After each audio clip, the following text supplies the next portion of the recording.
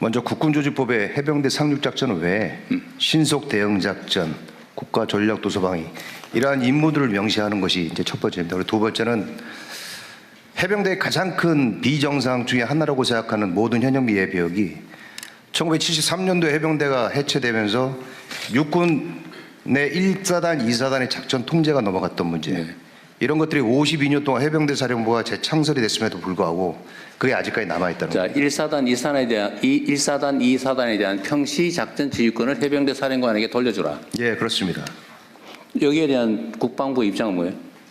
네, 입법 말씀드리겠습니다. 지금 현재 평시작전 통제권은 1사단은 지금 이전이 가능하도록 되어 있습니다. 근데 2사단은 여러 가지 부대에 대한 전력 구조, 무기 체계 이런 것들이 아직은 해병대 2사단이 체계적으로 갖춰지지 못했기 때문에 수도군단의 통제를 받게 돼 있거든요. 육군의 통제를 받게 돼 있는데 네. 그런 무기 체계와 여러 가지 전력 구조를 갖춰진 연후에 그때 넘겨주겠다. 작전권을 넘겨주겠다. 지금은 이게 맞다. 지금은 좀 이르다. 예, 그래서 군구조 개편한 연후에 그건 고려해 볼 수 있다. 네, 그게 그것도 현재 해병대에서 원하는 또 내용입니다. 그건 좀 논의해봐야 될 것 같고. 그 압박하지 마세요. 쓱 압박을 하신 것 같아요. 예. 이게 지금 말씀을 들어보면, 자, 2사단은 자체 작전을 독립해서 할 만큼 충분한 체계나 예. 무기 체계를 갖추지 못했다. 그렇습니다. 그게 내가 어디서 많이 듣던 얘기 같은데, 한국군은 자체 지휘 방위 역량이 떨어지니까 전시작전권은 우리가 계속 가지고 있어야 되겠다는 얘기하고 비슷해 보여요. 선생님 그렇지 않습니다. 우리 군이 어떤 측면보다는 또 전체적으로 보면은 미군보다 더 강한 그렇죠. 정신력과 네. 그런 체제로 되어 있기 때문에 세계에서 저는 최강군으로 생각하고 있습니다. 그런데 말은 이유는 그거잖아요. 검증을 하고 넘겨주겠다. 일부 사람들의 시각이고요. 전체로 봐서는 그렇지 않습니다. 그래서 이 사단의 작전 지휘권 문제도 해병대 사령관이 있는데 해병대에 소속된 사단을 해병대 사령관이 지휘하지 않고 육군이 지휘한다. 이 좀 이상한 것 같아요. 만약에 거기에 예를 들면 조직적 역량이 부족하다면 모르겠는데 군 장비나 무기 체계 부족이라면 그걸 빨리 채워줄 생각을 해야지. 그 이후로 작전 지휘권을 안 넘겨주고 계속 유보하겠다는 건 좀 아닌 것 같은데. 미군도 사실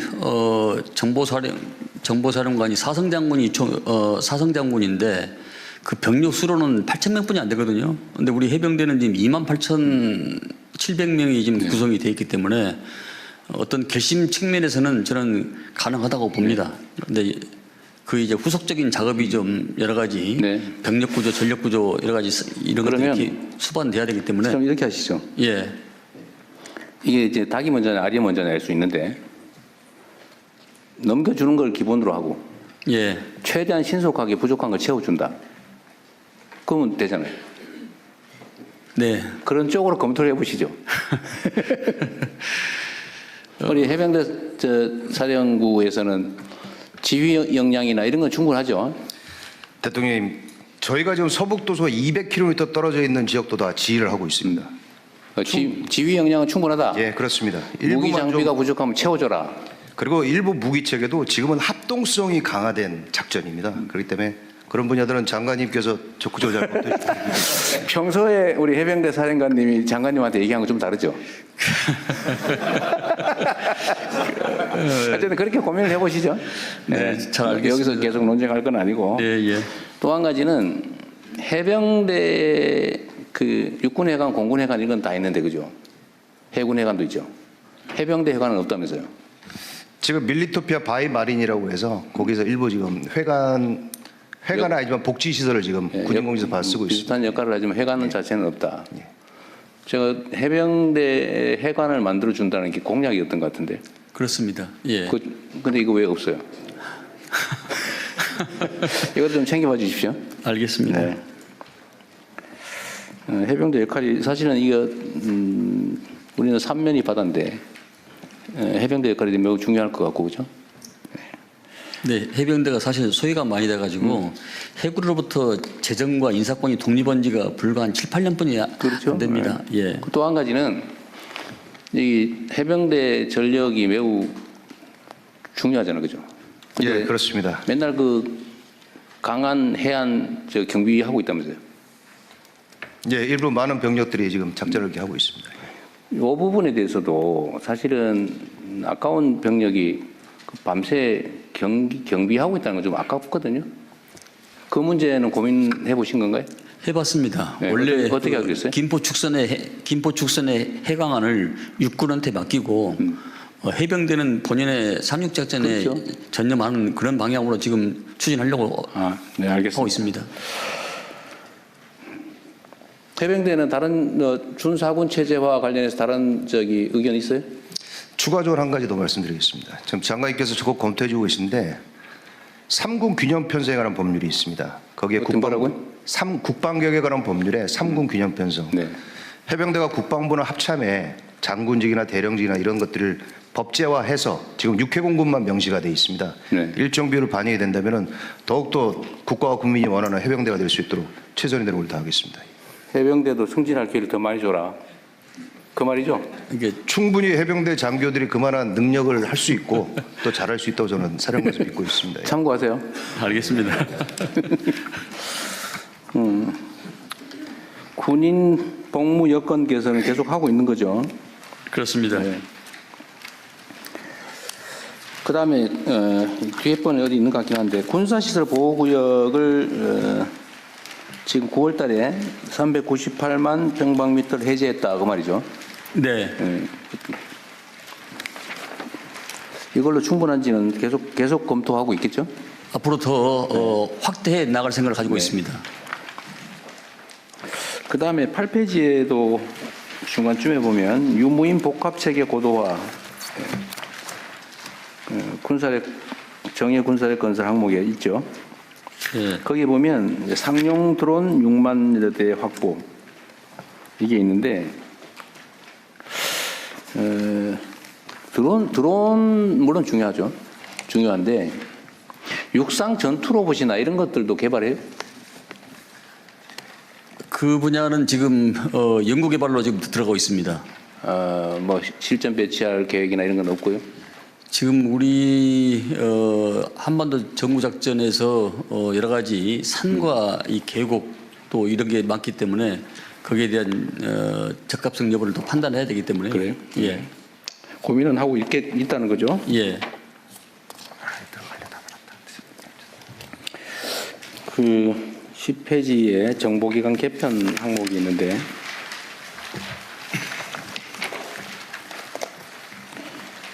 정보기관 개편은 방첩사에 관한 얘기죠. 방첩사와 정보본부입니다. 정보본부. 예, 같이. 요건 나중에 비공개 회의 때 좀 얘기를 해보죠. 네, 알겠습니다. 네. 그래서 뭔가 조치를 하긴 해죠. 네.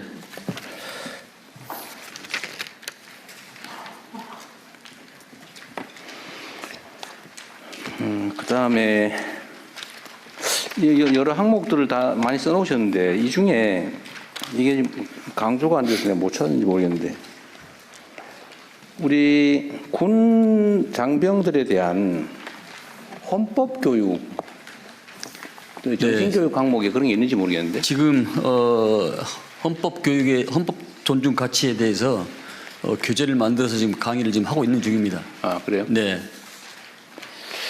하여튼 이번 내란 사태에서 사실 우리 장병들이 본의 아니게 피해를 많이 입었잖아요.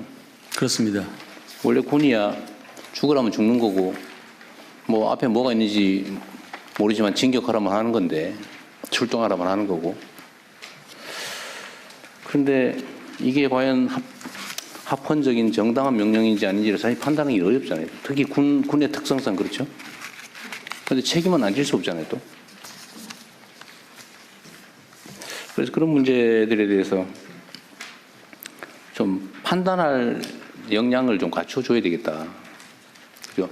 그래서 그런 교육을 장병과 간부를 구분해 가지고 주기적으로 헌법가치 교육을 지금 심화시키려고 계획을 좀 하고 있고 또 실행하고 있습니다. 네. 예, 대통령님 정책실장입니다. 국방부 여기입니다. 여기가 어디예요?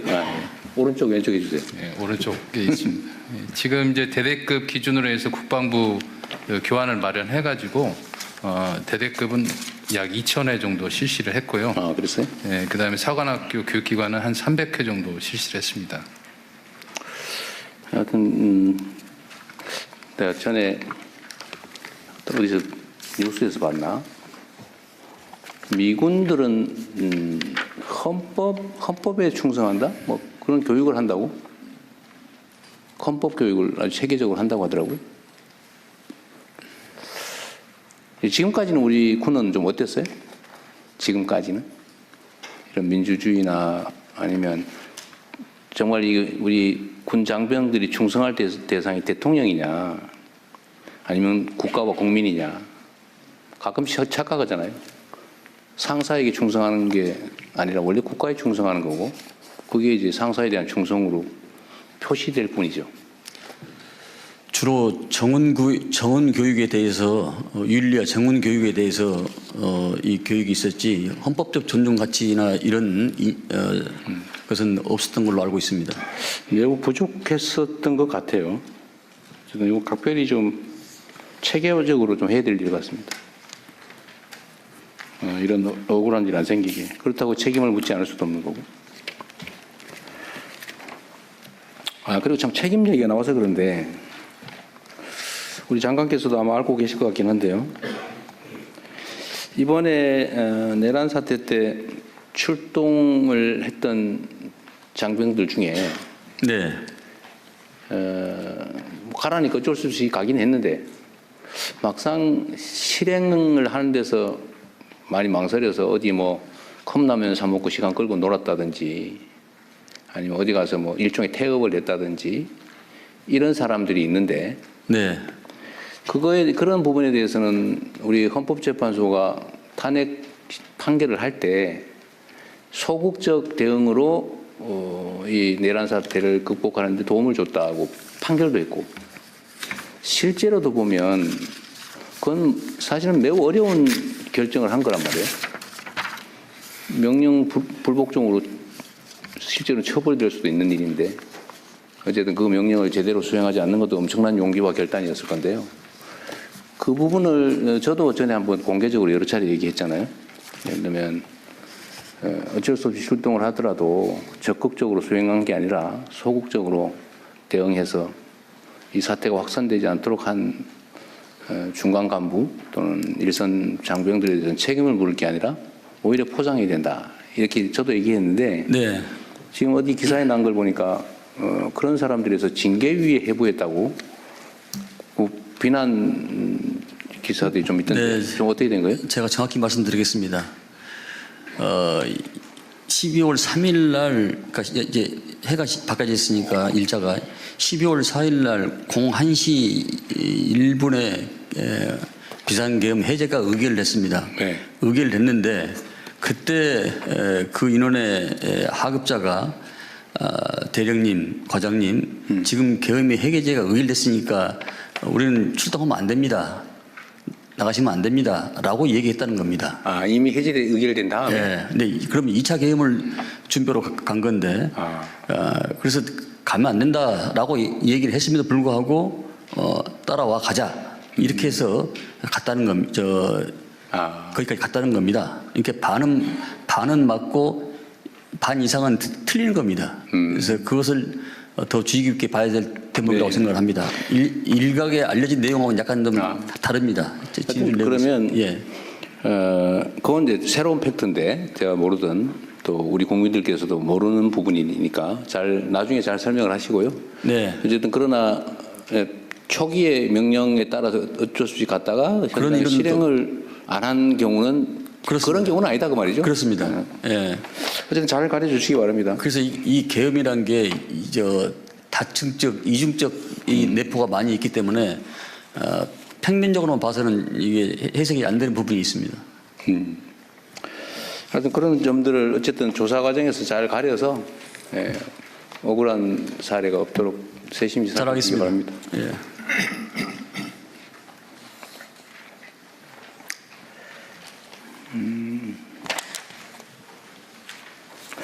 그다음에 이게 이따가 방사청 볼 때도 얘기할 수도 있긴 한데 일단 이 점은 저기 좀 신경을 좀 써주세요. 그 12페이지에 스마트 강군 육성, 첨단 과학기술 기반 스마트 강군 육성 부분과 관련된 건데 우리가 이제 방위 산업을 대대적으로 육성을 하자. 이제 이거는 우리 경제적인 요인도 있지만 어쨌든 국가 국방력과 관계된 것이기 때문에 매우 중요하지 않습니까? 그래서 방위산업 분야의 연구개발뿐만 아니라 뭐 무기 조달 체계 등등에서 엄청난 구매 요소가 있는데 네. 여기에 그 진입 장벽에 대한 호소를 많이 해요. 네. 예를 들면 기존에 있던 대규모 방산업체나 이미 이제 거래를 하고 있는 방위 관련된 업체 외에 신규로 진입하기가 너무 어렵다. 네. 라는 지적들에 대해서 충분히 지금 고민하고 대안을 만들고 있겠죠. 네, 공감을 하고 있습니다. 네. 네. 그리고 앞으로는 아마 뭐 전투기 저기 저 장갑차, 탱크, 뭐 자주포 뭐 이런 대형 무기 체계 말고 네. 이제는 기술 기반의 첨단 무기, 소형 무기들이 많이 나올 거 아니에요. 그렇습니다. 이런 거는 사실 기존에 있던 대형 방산업체들이 쉽게 할 수 있는 영역은 아닌 것 같아요. 네, 그래서 대통령 지난번에 말씀 저희들한테 했다시피 이게 광급 제도를 좀 더 제도적으로 확대를 시키면은 그 진입 장벽이 더 낮아집니다. 그건 의무적으로 해야 되기 때문에 대기업에서 그래서 이것을 제도적으로 좀 정착시켜 나가려고 하고 있습니다. 네, 그것도 좋은 생각이겠네요. 네, 자재, 그러니까 중간재를 조달 구매를 해서 제공을 하거나 아니면 아예 구매를 의무적으로. 조건으로 그렇습니다. 만들어서. 그리고 그거 할 때 가급적 국내 기술 또는 국내 기업들에게 뭐 우선권을 주거나 하는 것도 당연히 하고 있겠죠. 기술력이 있어도 그 기술력이 사장되는 경우가 많고 아니면 그 국산화 대신에 외국에서 쉽게 사서 쓰는 이런 대기업들이 많기 때문에 광급으로 지정하면 그렇게 할 수가 없습니다. 그래서 그 제도를 더 확대 생산해 나가려고 하고 있습니다. 어쨌든 뭐 다양한 방법도 있을 텐데 어떤 진입 장벽이 최소화될 수 있도록 또 어떤 신생 업체, 벤처나 스타트업들이 기회를 가질 수 있게 각별히 배려해 주시기 바랍니다. 알겠습니다. 네. 어쨌든 우리나라는 이제는 고용보다는 창업이 더 중요한 나라로 변화돼 가고 있기 때문에 그런 기회를 많이 줘야죠. 네. 네. 자, 경기 북부 지역을 포함한 미군 공여지, 미군 기지 부지죠. 미군 기지 부지에 대해서는 이게 잘 진척이 안 되는 측면이 있습니다. 첫째로는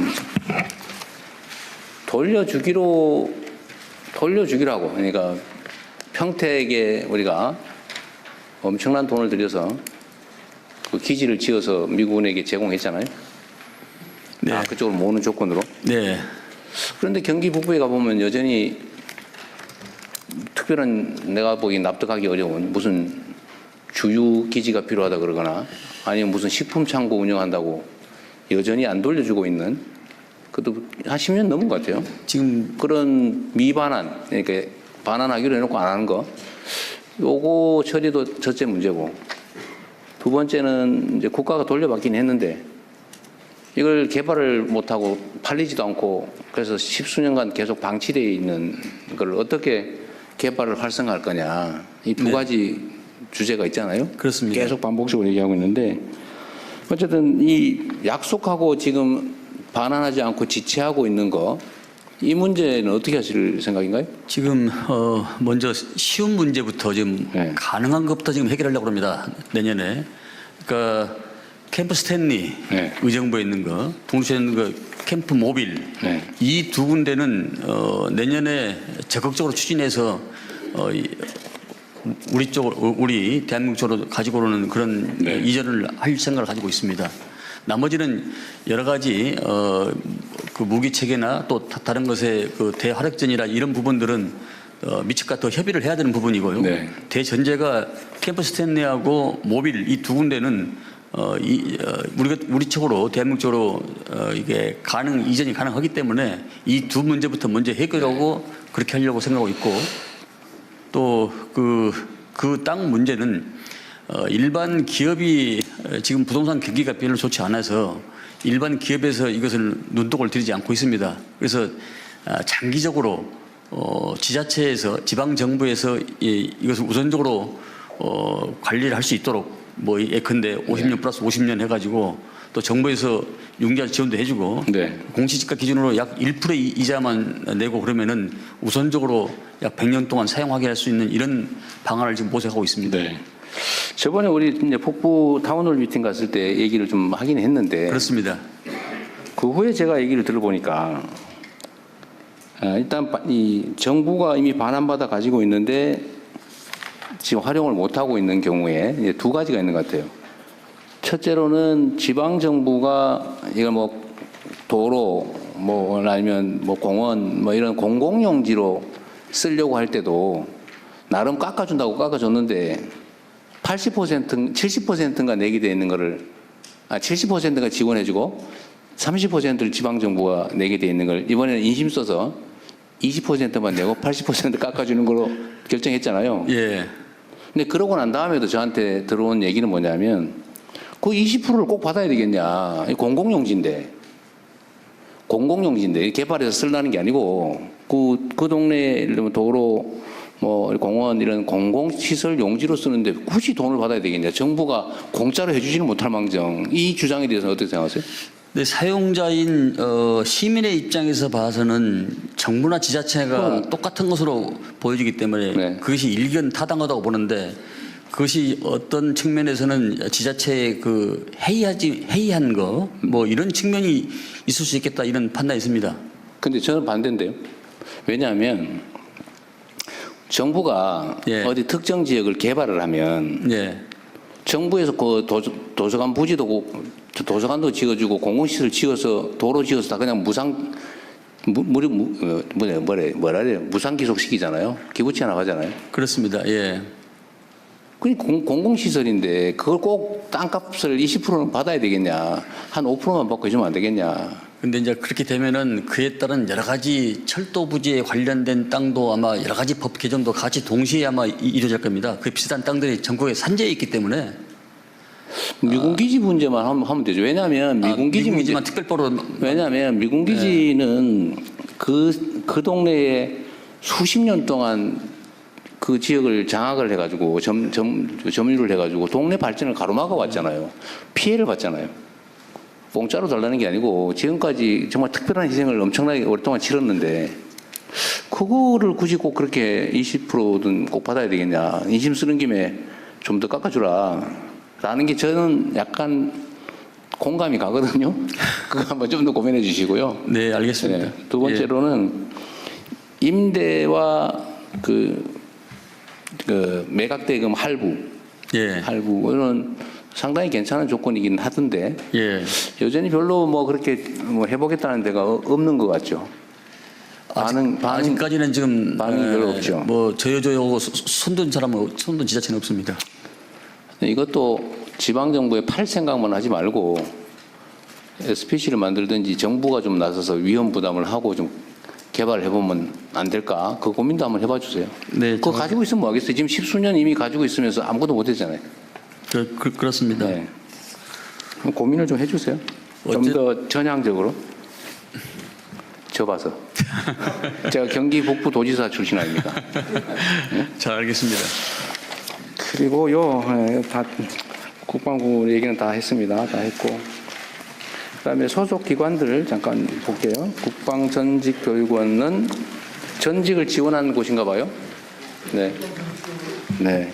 네, 국방전직교원장입니다. 네. 맞습니다. 열심히 해주세요. 네, 알겠습니다. 전쟁기념사업회는 어디 있어요? 네. 여기는 전쟁기념관 관리하나요? 네. 관리하고 또 네 가지 주요한 일을 하는데 공공외교 기능, 어린이 박물관하고 또 아카데미 기능을 하고 있습니다. 네, 여기도 열심히 해주시기 바랍니다. 자, 국방연구원 예, 국방연구원장입니다. 어디 계세요? 여기 있습니다. 아. 이게 국방과학연구소하고는 또 다른 데죠? 예, 그렇습니다. 일반 국방정책 연구하는데 그렇습니다. 기술연구는 딴 데서 하고 여기는 일반 국방정책에 관한 연구를 한다 그죠? 그 사업 타당성 조사. 아, 타당성 조사도 하시고. 네. 알겠습니다. 병무청 거 잠깐 볼게요. 병무청은 요새 뭐 병력 비리니 뭐 이런 게 별로 얘기가 안 되는 것 같아요. 네, 열심히 병역 면탈 방지를 위해서 열심히 노력하고 네, 그러세요. 있습니다. 예. 최초의 여성 병무청장이시라면서요? 네, 맞습니다. 네. 기대에 응하지 않게 열심히 잘해 주십시오. 네, 열심히 노력하겠습니다. 방사청은 이 세부적인 내용을 얘기를 하기 전에 아까 발표하면서 마지막에 하셨던 말씀, 업무를 좀 조정하고 소속을 바꾸자 얘기하셨어요? 네. 그거 조금 자세히 얘기해 보실래요? 또 저기 국방부에서 섭섭해 하실 것 같은데? 옆에 보니까 밉지 않으세요? 탈출하려고 그래요? 제가 저 의원 시절에 이 방위사업청을 보존하고 지키기 위해서 아주 심혈을 기울였는데 오늘 의정활동 가야겠는데. 예. 우선 그 최근 캐나다 잠수함 사례에서 보는 것처럼 간단하게 좀 해주세요. 너무 예. 길게는 말고. 예. 국제 방산 시장 환경이 대단히 많이 그 바뀌어서 절충 교역에 대한 뭐 요구도 방산과 비방산을 섞어서 요구할 정도로 환경이 많이 바뀌었고 네. 그런 그 국제 환경 변화에 대해서 국가 전 역량이 집결되어야 되는 필요가 있는데 네. 이걸 지금은 비서실장님을 여기 전략 특사로 임명해서 그 이 변화 환경에 적응을 하고 있지만 이게 언제까지나 지속적 체계적으로 이렇게 대응하기는 어려운 것이기 때문에 네. 상시적 조직 체계 개편이 필요하지 않겠냐 하는 것이고요. 네. 그리고 처음에 방사청 출범은 사실은 획득을 중점적으로 조직이 편성됐는데 이제는 국정과제 자체가 방산 4강에 맞춰질 정도로 큰 패러다임 전환이 있기 때문에 그 패러다임에 맞는 행정 개편이 필요하겠다. 그렇다고 한다면 차제에 그 여기 차로 여기 승격해서 전 부처에 대한 여기 조정과 역량 결집 뭐 이런 게 여기 하게 했으면 좋겠다는 것이고요. 네.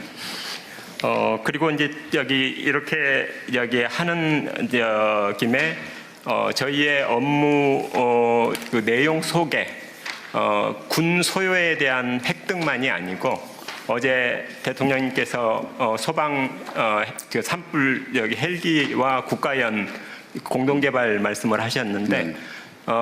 그 전 부처에 흩어져 있는 헬기나 함정처럼 전쟁 시 동원 자원이 될 수 있는 그런 그 국가 자원, 국가 방위 자원에 대해서도 통합적인 사업 관리를 할 필요가 있다고 생각되고요.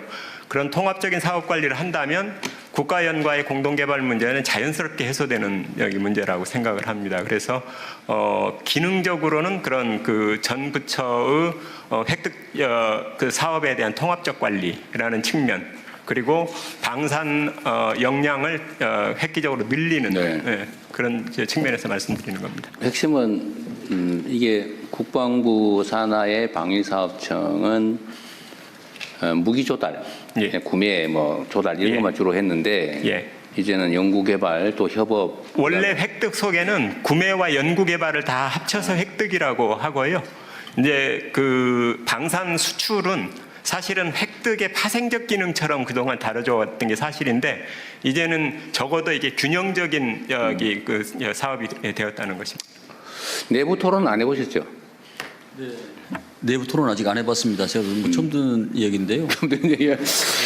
방사청장님 좀 미움받으실 것 같아요. 사실 방위사업청은 예, 획득 그러니까 예전에 린다김 등 여러 가지 방산 비리 때문에 방위사업청이 2006년도에 출범을 했는데 그때 획득과 연구 R&D 연구 개발이 양대 축이었습니다. 근데 R&D 연구 개발을 지난 정부에서 국방부로 그걸 가지고 올라간 걸 제가 그걸 막았었거든요. 그러면 이게 방위사업청의 껍데기가 되기 때문에 R&D 연구 개발을 가지고 오면은 또 다른 제2의 비리 사건이 터질 수 있다. 그래서 그건 안 된다. 방위사업청에다 놓는 게 맞다. 주축이 획득과 R&D 연구 개발입니다. 근데 R&D 연구 개발인데 이 분야에 대해서 지금 청장님이 말씀을 하셨기 때문에 한번 여러 가지 한번 토의를 한번 해볼 필요가 있다 생각합니다. 그러니까요. 뭐 오늘 여기서 결정 날 건 아니고 일종의 제안이니까 한번 고민을 해보는데 지금 이게 이제 방사청이나 국방부 단위에서 처리가 안 돼서 지금 비서실장을 방위산업 특사로 해가지고 지금 대외 무기거래 분야는 지금 일종의 협의랄까? 뭐 이런 걸 하고 있는 중인데 이게 지금 그러니까 국방부의 단독 사업을 하기는 너무 광범위하다 업무가 그런 얘기죠. 예. 광범위한 것도 있지만 사실은 방산 수출과 관련된 기능에 수출 그 정책 지원 또 협력 그리고 한 가지는 이게 방산 수출 정보를 취합하는 것 이런 그 기능을 늘려야 비로소 행정적인 그 지원이 가능할 수 있는데 비서실장 얘기 잠깐 들어볼까요, 그럼? 네, 뭐 지금 이제 예전에 방위산업은 무기를 사고 팔던 요 단순한 관계에서 이제 국제시장이 엄청 많은 비용을 들여서 우리가 무기를 판매하려고 하고 있는데 반대급부로서 경제적 지원이라든지 산업 수출이라든지 이렇게 복합적으로 논의되고 있는 게 사실입니다. 그래서 그런 부분에 여러 가지 환경이 좀 달라지기 때문에 국방부 장관님과도 충분히 좀 논의해서 향후에 좀 고민해 볼 필요가 있다고 생각합니다. 그러니까 저도 이번에 이제 순방을 다니면서 정상들과 얘기를 좀 해보면 사실 방위 분야에 대한 관심들이 상당히 높고 특히 대한민국 무기 체계에 대한 선호도가 엄청 높아요. 대신에 단순 구매는 안 한다. 뭐 대체적으로 당연히 현지 생산해라, 대응 구매해라. 또 주변 국가와의 외교적 관계는 어떻게 되냐. 예를 들면 뭐 사거리 문제는 어떻게 해결할 거냐 등등 매우 복합적이더라고 보니까 만들어 파는 정도가 아니고 하여튼 외교부 그다음에 산업부 왜냐하면 그쪽이 현지 뭐 산업 기술 지원을 해줘야 되기 때문에 하여튼 그런 복합적인 요소가 있긴 한 것 같아요. 그렇습니다. 예. 그래서 하나의 무기 체계를 어떤 부처가 혼자 할 수 있는 시대는 아니고 유관 부처가 시스템으로 유기적으로 이렇게 움직여야 됩니다. 예, 근데 만약에 청장님이 한 생각대로 된다 하더라도 각 정부의 각국에 나가 있는 무관들의 여러 가지 정보 첩보를 그게 집약하지 않으면은 이게 생산할 수가 없는 그런 부분도 있기 때문에 여러 가지 다부처가 같이 해야 될 사항이라고 생각합니다. 논의를 한번 해보십시오. 그러니까 지금 방사청의 업무가 지금 재편돼야 된다고 얘기하시는 거죠. 그렇습니다. 그죠? 예. 그 실제 지금 장관님 말씀에 뭐 깊이 공감하고요. 그 뭐 무관 정보 뭐 이런 것들도 같이 공유해야 된다고 생각을 하는데 중요한 건 제가 청장으로 와서 보니까 방산진흥본부를 만들자고 하는 제안을 했는데 결과가 직원 2명 늘려주는 걸로 끝났습니다. 이런 뭐 방산진흥본부가 왜 필요하냐? 그러니까 그 근본적으로 이 틀 자체를 크게 생각하지 않으면 공무원 증언해달라는 식의 요구처럼 듣습니다. 그런데 이건 그 조직 전체 측면에서의 기능적 보강이고 부처 간의 다부처 간의 협업을 어떻게 끌어내느냐, 그걸 어떻게 조정하느냐 그 차원에서 문제를 봐야 된다는 겁니다. 이 문제는 뭐 이 정도 하고요. 비서실장께서 사실 실제 총괄이니까 나중에 한번 국방부하고 같이 한번 의논을 해보시죠. 네, 알겠습니다. 네. 그리고 이제 세부적인 내용 중에 사람들은 아까 우리 장관님께서 말씀하신 것처럼 무기 조달 그러면 딱 떠오르는 사람 있죠. 무슨 김이라고.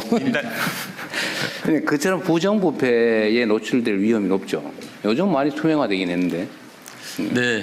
근데 이 문제에 대해서 부정부패 문제나 불공정 문제에 대한 대응책이랄까? 뭐 이런 거는 지금 언급이 잘 안 되고 있는 것 같은데 어떠세요? 사실은 방산 비리 그러면 예전에는 상층 부패였습니다. 네. 부패의 수준이 적어도 장관급 이상의 부패. 지금은 하급 공무원의 부패 수준 정도이지 적어도 그 고위 공무원 수준의 부패는 거의 없다고 보면 그래요? 예, 됩니다. 예. 체계적으로 많이 개선이 예. 됐다. 오히려 저희 청에 검찰 쪽에 파견도 있고 감사관도 있고 이렇게 중층적으로 보고 있습니다. 이 사실 옛날도 아닌데 얼마 전까지 그 무슨 구조함을 만들었는데 소나가 없는 구조함 만들었다. 그거 아세요? 그런 얘기도 안 있었고. 16년 됐습니다. 아, 10년 됐어요? 그 다음에 헬기 개발을 했는데 헬기가 갔다 오니 뭐 이게 주행거리라고 그럽니까? 이게 비행거리? 이게 너무 짧아가지고 전투를 할 수가 없다고. 갔다가 되돌아올 수가 없다고. 그때 옛날 그런 헬기도 모르세요? 지금은 오히려 절차가 굉장히 엄격하다 보니까 네. 그 엄격한 절차 때문에 사업이 장기화되는 게 거꾸로 그게 문제입니다. 문제. 예. 요즘은 어쨌든 이게 뭐 날지 못하는 비행기라든지 이런 건 없나 봐요. 지금은 그런 없습니다. 제가 그 제도 개선 사항으로 사업 타당성 조사 관련한 네. 면제 기준을 좀 상향해야 된다는 걸 그 제도 개선 사항으로 여러 번 말씀드리는데요. 여기 사업 이제 사타라고 줄이는데요.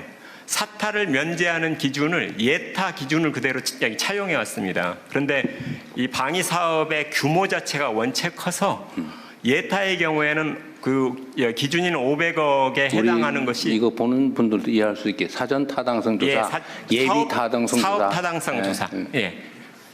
여기 저 방위력 개선 사업에 대해서는 사업 타당성 조사라고 그러고요. 일반 건설 이런 등등 시설 이런 그 사업의 경우에는 여기 예비 타당성 조사라고 합니다. 근데 같은 500억을 가지고도 예타의 경우에는 그 면제가 거의 60% 이상입니다. 그런데 사타의 경우에 있어서의 면제 기준을 그대로 적용하면 겨우 3%입니다. 네. 그러니까 이제 이거에 의해서도 굉장히 그 사업이 많이 지체되고 있는 하여튼 현실입니다. 조달 관련된 무기 획득 절차와 시간이 너무 복잡하고 길다는 얘기는 있긴 해요. 예. 이미 요즘은 과학기술 발전 속도가 너무 빠른데 그 이제 승인 날 때쯤 되면 이미 구기종 되어버리는 그런 문제도 좀 개선책을 만들어야 될 것 같습니다. 알겠습니다.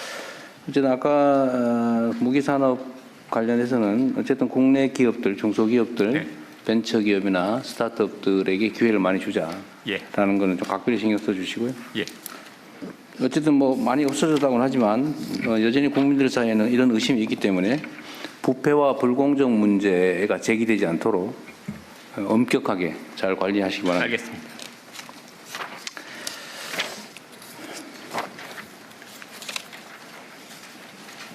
여기 84페이지에 뭐 재밌는 얘기들 많이 써놓으셨던데 획득 절차 얘기는 제가 말씀드렸고 계약 제도를 복수 낙찰제를 도입하자.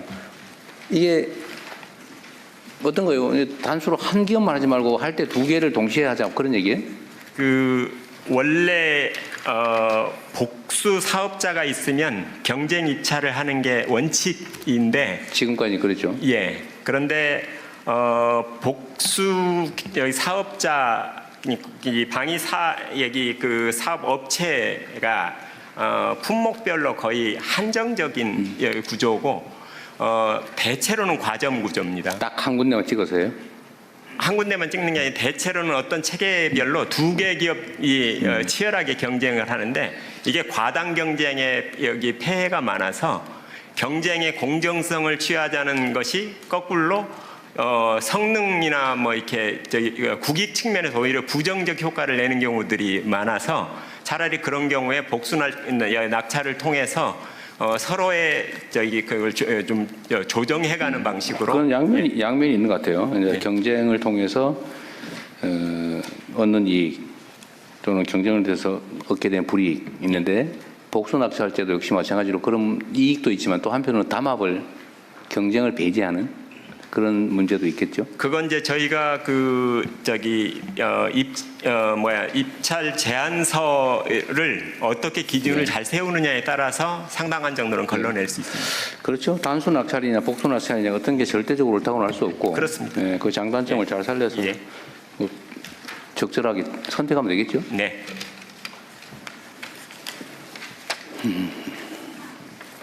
정부에서 신무기, 신기술을 많이 써주면 수출에 도움이 되겠다는 네. 주장도 있으니까 예. 그것도 잘 기회를 많이 만들어 주십시오. 예.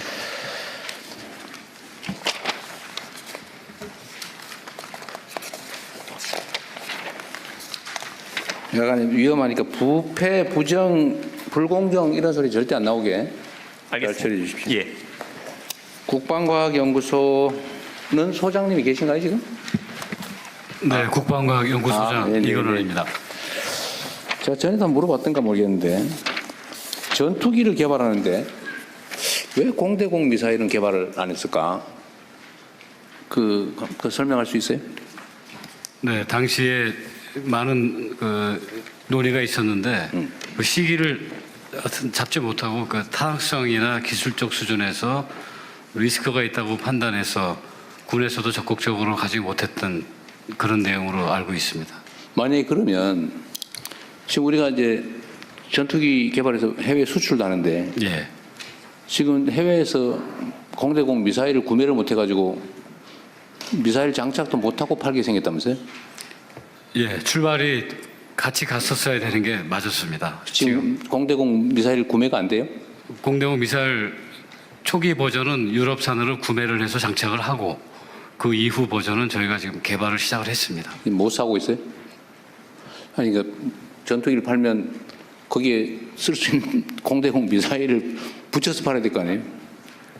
그렇습니다. 그 부분은 저희 영역이 아니어서 제가 답변 드릴 수가 없습니다. 그래요? 딴 데서요? 예, 저희 사업부의 부장. 여기는 의뢰된 연구만 하는 거니까 모를 수 있다는 거죠?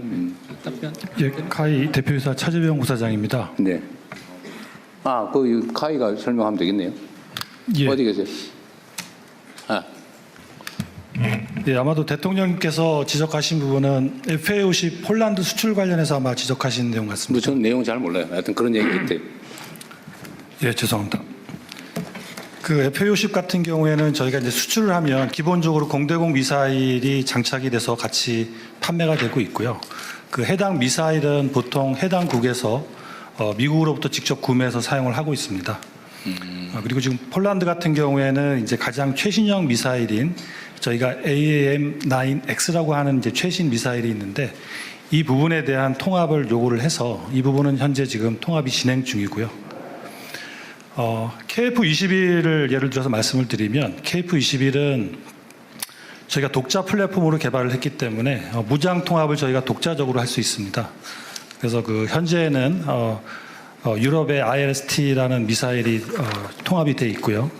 앞으로 수출을 하게 되면 저희가 레이더도 자체 보유하고 있고 무장 통합을 우리 순수 국내 기술로 할 수 있기 때문에 이제는 국산 미사일을 개발해서 얼마든지 저희가 통합해서 수출을 할 수 있는 그런 환경이 마련됐습니다. 지금은 문제가 없다는 거예요? 예, 그렇습니다. KF 수출에는 전혀 문제 없습니다. 저 뒤에 손 드신 분은 예, 방위사업청 한국형 전투기 사업단장입니다. 제가 KF 사업을 담당하고 있습니다. 네.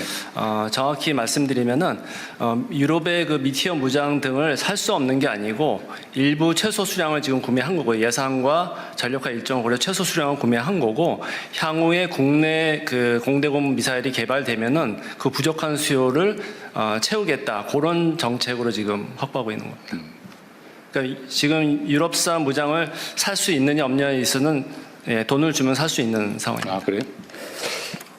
언제쯤 우리는 그러면 공대공 유로탄 개발이 되나요? 그게 목표 시기가 있을 거 아니에요? 예, 저 국방부 자원관리처장 보고 드리겠습니다. 이쪽에 있습니다. 저 뒤에도 누가 손을 드는데?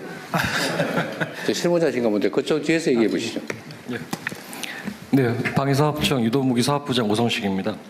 그 KF-21은 양산이 32년에 완료가 되는데 단거리 공대공 미사일은 33년 하반기 양산 착수해서 35년에 완료가 됩니다. 그럼 그 사이에 상당히 간극이 많이 생기는데 몇 년? 그래서 지금 해외에서 지금 구매해가지고 일부 소요를 지금 확보할 예정이고. 확보할 예정이다. 예, 예. 근데 그 얘기인가 보네요. 아까 하실 예, 국방부 자원관리시장입니다. 사실 방금 말씀드린 내용을 설명드리려고 했었는데요.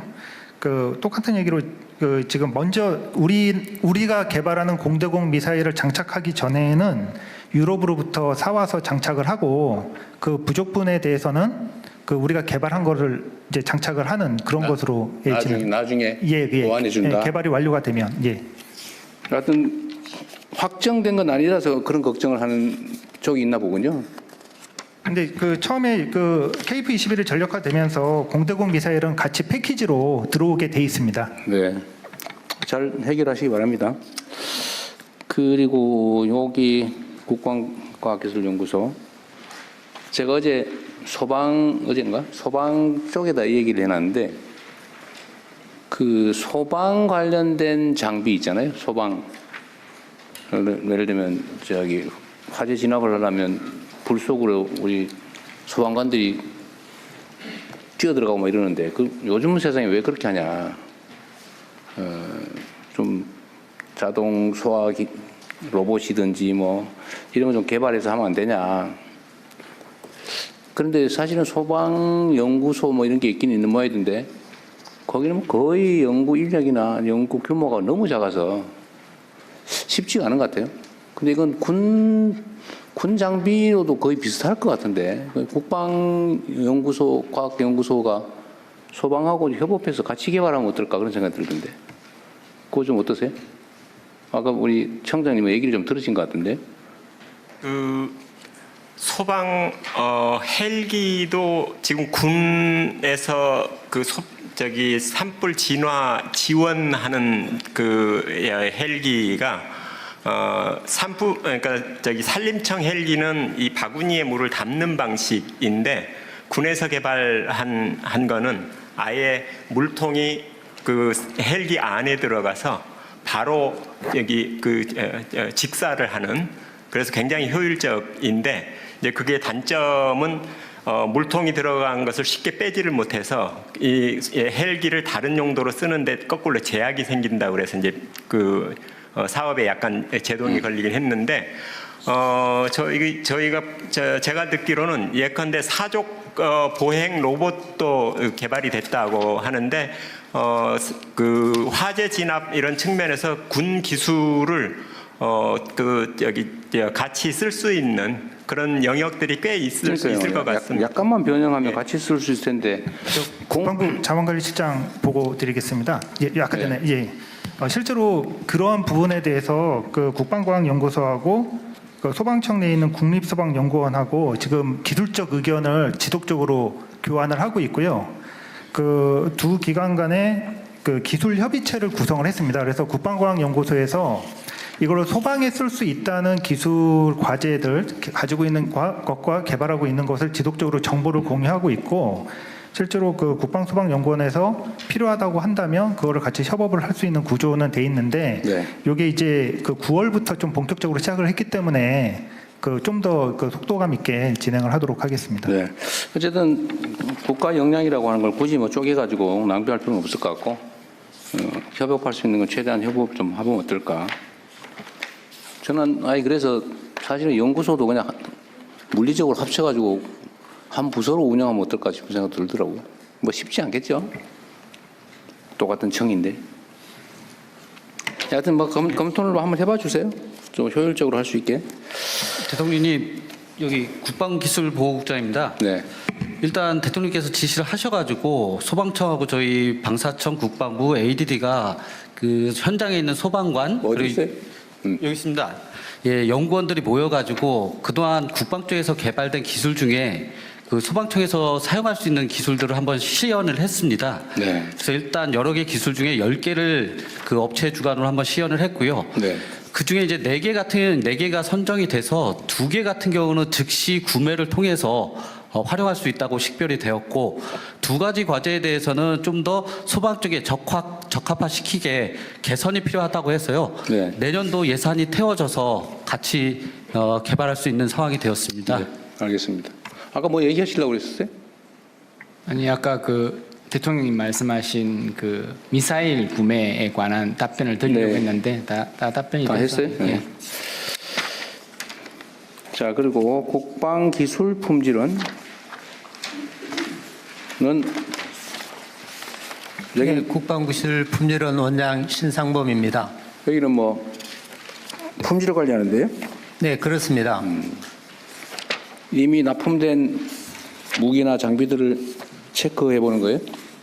납품이 되기 전에 사용자 요구사항이 충분한 성능을 발휘하는지 품질을 보증하는 기관입니다. 알겠습니다. 국방기술진흥연구소는 부설로 있는데 이거는 ADD 국방과학기술연구소하고 어떤 관계예요? 네, 국방기술진흥연구소장 손재웅입니다. 국방과학연구소는 주로 무기 체계를 개발하고 핵심 기술을 개발하는 임무를 수행하고 있고요. 저희는 무기 체계에 소요되는 핵심 기술을 식별해서 핵심 기술을 개발하기 위한 기술을 기획하고 평가하는 일을 담당하고 있습니다. 불필요한 일은 전혀 아니다. 그런 말씀이죠? 그리고 또 하나 하고 있는 게 지금 방위사업청이 주관하고 있는 방산 육성이라든가 방산 수출 지원 업무를 저희가 지원하고 있습니다. 네, 수고 많으시고요. 자, 이제 제가 물어본 건 다 했는데 혹시 말씀하실 게 있거나 뭐 하신 분들은 말씀하십시오. 네, 말씀하십시오. 네, 마이크 갖다 드리시죠. 예, 대통령님, 저 국가보훈부 제대군인국장입니다. 오늘 업무보고 과정에서 제대군에 대한 말씀이 하나도 없어서 제가 좀 서운해가지고 많이 들었습니다. 말씀하세요. 아까 보고에 있던데. 예, 그래서 제가 지금 제대국장을 하면서 지금 우리 전 국민의 1,600만 명이 제대군인 병력 의무를 이행한 사람이고 전 국민의 31% 남자의 62%가 제대군인입니다. 그래서 제대군인 정책에 지금 우리 국가 정책에서 가장 아픈 손가락이 그 예비군 훈련 받는 청년 제대군인 그리고 두 번째는 초급 간부, 세 번째는 19년 6개월 미만이 돼서 연금을 받지 못하는 제대군인 세 그룹이 우리의 가장 아픈 손가락이라고 저는 생각합니다. 예를 들자면 청년 제대군인 예비군은 2박 3일 동안 동원 훈련을 받는데 10만 원 미만의 최저임금이 안 되는 돈을 받고 있습니다. 그리고 8년 동안 국가를 위해서 동원 훈련을 받고 있습니다. 그래서 그거 증액해 주기로 하지 않았나요? 그래서 이런 제가 이제 제대군인 측면에서 이제 말씀을 드리는 겁니다. 저는 청년 제대군인을 관장하고 있기 때문에 그런 말씀을 드린 겁니다. 국방부 뭐에서도 많은 관심을 갖고 있는 거 제가 알고 있습니다. 그래서 제가 민생 접점에서 제대군인들하고 이렇게 얘기를 해보면 청년 제대군인들이 8년 동안 동원 예비군이고 사업을 하지 못하면서 동원됨에도 불구하고 그런 제도가 좀 미약하다는 얘기를 많이 들었고 그다음 두 번째는 초급 간부는 지금 현재 옛날에는 과거에 그 특채 제도가 있었고 또 어떤 대기업에 취업할 때 큰 영향이 많이 있었는데 지금은 그런 제도가 없고 병사들과 월급이 비슷함에 따라서 전역자가 대폭 지금 증가하고 있습니다. 그래서 보건부에서 주고 있는 전직 지원금이 부족해 가지고 전화해서 줄 정도로 이렇게 전역자들이 많이 증가하고 있습니다. 그래서 초급 간부에 대한 어떤 대책이 앞으로도 좀 많이 시급하고 그다음에 19년 6개월이 되지 못해서 전역하는 연금을 받지 못하는 제대군에 대해서는 정말 공무원들은 10년만 근무하면 연금을 일부 조금씩 받고 있습니다. 그래서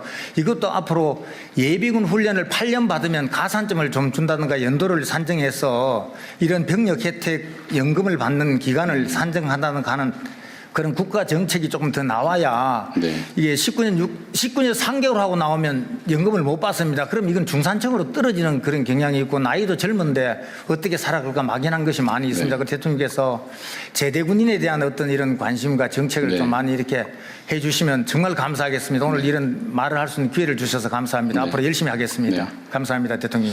그 청년 예비군 그러니까 예비군에 대한 수당 보상은 증액해 주겠다는 게 제 공약이었던 것 같은데 그거는 별도로 안 챙겼어요? 이번에도 약간의 수당이 인상된 걸로 알고 있습니다. 그래요? 대통령님 제가 말씀드리겠습니다. 네, 말씀하세요. 예비전력국장 김신숙입니다. 지금까지 예비군 훈련은 그 세 가지 유형으로 구분이 되어서 네. 훈련비를 주는데 1,4년차 중에 동원훈련 1형에게만 돈을 주어왔고 네. 나머지 유형에는 전혀 훈련 보상비를 지급하지 않아 왔습니다. 아, 그랬어요? 네. 그런데 작년에 일단 그 나머지 유형 중에 동원 2형에 대해서 일단 처음 지급할 수 있도록 예산 편성과 법 개정을 완료를 했고 올해 다시 대통령님의 공약 과제로 들어가서 네. 저희가 나머지 지역 예비군 5, 6년차 예비군들에게도 전원 뭐 작은 금액이지만 훈련 보상비가 지급될 수 있도록 이번에 예산 편성 완료했습니다. 하루에 얼마씩 주기로 했어요? 하루에 그러니까 지역 같은 경우는 하루에 10,000원으로 해서 10,000원? 1인당 20,000원을 받을 예정입니다. 그다음에 2박 3일 하는 동원 훈련 1형은 지금 95,000원, 4일 하는 동원 2형은 50,000원을 받게 돼 있습니다. 하루에 5만 원이 아니고 아닙니다. 4일 동안 합쳐서 5만 원. 이거 따로 한번 챙겨보세요. 이게 전에 이거 너무 적다 그래가지고 올려주기로 했는데 너무 소심하게 올리신 것 같네요. 대통령 제대군인 예. 국장입니다. 그 접점 지역에서 청년들을 보면 2박 3일을 훈련하는데 10만 원이 안 되는데 최저임금이 올라가 1,030원이고 내년에 1,350원인가 네, 알았어요. 네. 되기 때문에 요거 이게 좀 따로 한번 챙겨볼게요. 10만 35원인가 그렇게 네, 대통령실에서 챙겨보겠습니다. 예. 연금을 못 받는 군인이 있다. 20년이 안 돼가지고. 19년 6개월 이상 돼 왜 연금을 19년 6개월 한 넉 달 더 있다 나오지 왜 미리 나왔을까요? 그 강제 전역을 당해서 그렇습니까? 아니면 진급을 못 하거나 또는 계급 정년에 예, 대해서? 계급 정년도 있고 하기 때문에 그게 안 돼서 나오는 친구들이 많이 있습니다. 그래서 이것도 한번 고무적으로 한번 생각해 볼 필요가 있다고 생각합니다. 대통령님, 그 네. 인사복지실장입니다. 네. 연금을 담당하고 있습니다. 이제 제대군인 국장님 말씀을 하셨는데 실질적으로 19년 6개월 돼서 연금을 못 받은 분이 현재로서는 거의 없습니다. 왜냐하면 소련 같은 경우가 그 대상이 됩니다. 그렇게 되면 19년 6개월이 되면 지금 약간 복무기간을 연장을 해서 20년이 될 수 있도록 그 제도가 마련되어 있습니다. 해주고 네, 있어요? 그렇습니다. 그렇기 때문에 거기에 대해서는 어느 정도 보완이 됐고요. 실질적으로 이쪽 보면 상사 같은 경우도 실질적으로는 다 받을 수 있습니다. 그렇기 때문에 저런 문제점은 없는데 아까 저런 사례는 실제로는 없다. 네, 거의 없습니다. 네. 그 소수는 있다 하더라도 아주 작습니다. 네. 그런 것 극히 예외적인 경우다. 그러니까 나름 그런 문제에 대한 보완책은 만들어놨다는 얘기군요. 그렇습니다. 여기는 그러면 이제 저분은 이렇게 얘기할 것 같아요. 19년 6개월 아니고 19년 1개월 된 경우도 있다. 할 것 같아요. 그런 경우는. 그런 경우는 제가 좀 살펴봐야겠습니다. 그것은 자신 없습니다. 진짜 살펴봅시다. 네, 알겠습니다. 이게 아마 계급 정년 때문에 생기는 문제 같아요. 어쩔 수 없이 강제로 전역을 당하니까. 대통령님, 그 미국 같은 경우에는 요건 여기까지만 하면 좋을 것 같은데. 죄송합니다. 그럼 요건 여기까지 하고. 예. 네. 자, 그것도 그런 사례가 있는지 한번 검토해 보자는 거니까 한번 해보고 얘기합시다. 네, 알겠습니다. 한번 챙겨보세요. 그 다음에 초급 간부들의 요새 전직이 늘어나서 좀 문제가 있다는 부분은 이번에 이 문제는 많이 개선을 해놓은 것 같아요. 네. 네. 계속 앞으로 개선해 나갈 거고. 네, 지금 윤석열 정부 들어서 이 병장 월급이 205만 원이 됨으로써 초급 간부가 또 부사관들이 상당히 박탈감을 느껴가지고 그렇다고 하죠. 예전 수준으로 병장과 부사관이 180만 원 월급 차이가 있었습니다. 그래서 중경기 이상 수준으로 지금 대폭 아까 보니까 자료에 180만 원 차이를 만들겠다는 거는 그렇습니다. 바로 385만 원을 최저로 만들겠다는 지금 얘기인데. 그 정도까지는 아니고요. 그걸 써있는데 180만 원 차이를 만들겠다. 네, 205만 원이면 180만 원 차이를 만들면 385만 원인데. 자료는 그래 돼 있어요. 네, 제가 추후에 보고 드리겠습니다. 이게 봉급 기준이 아니라 이제 수당하고 다